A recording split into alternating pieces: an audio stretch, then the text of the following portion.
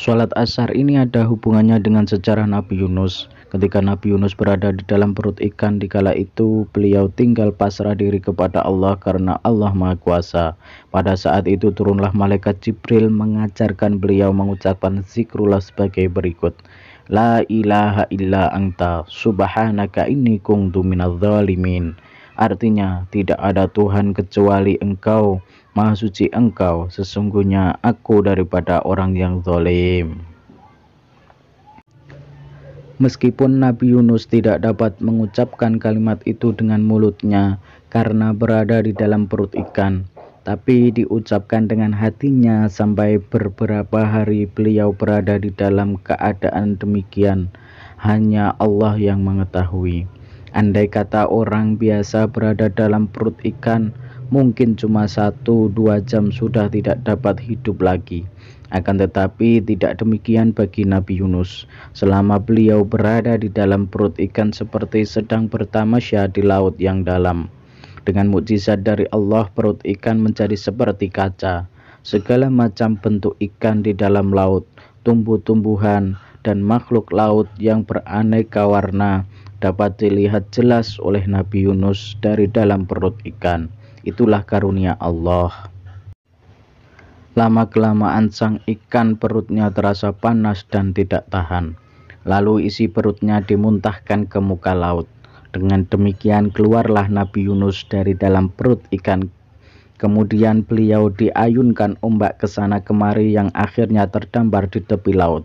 Badannya sudah begitu lemah tidak dapat bergerak seperti seorang bayi yang baru dilahirkan.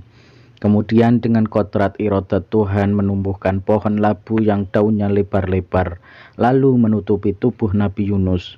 Jangan sampai kena panas terik matahari. Allah Maha Bijaksana dan Maha Kasih Sayang kepada setiap hambanya. Nabi Yunus saat itu benar-benar dalam keadaan lemah. Sudah berhari-hari tidak makan dan minum. Tidak dapat memakan yang keras-keras dan perlu menyusu.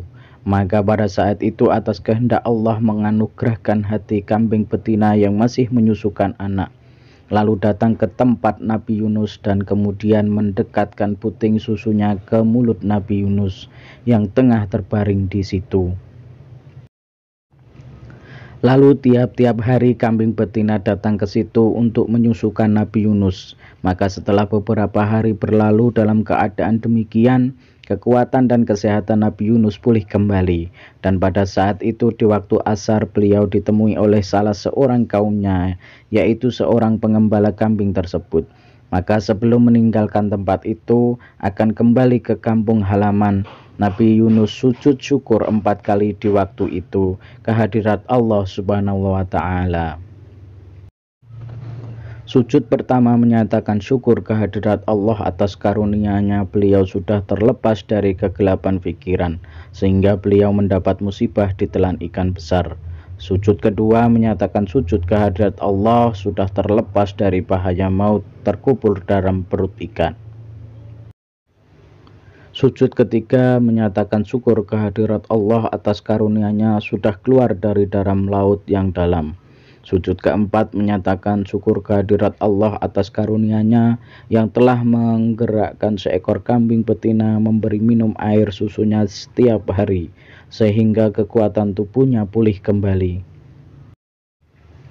Demikianlah Nabi Yunus sujud syukur di waktu itu di waktu asar 4 kali.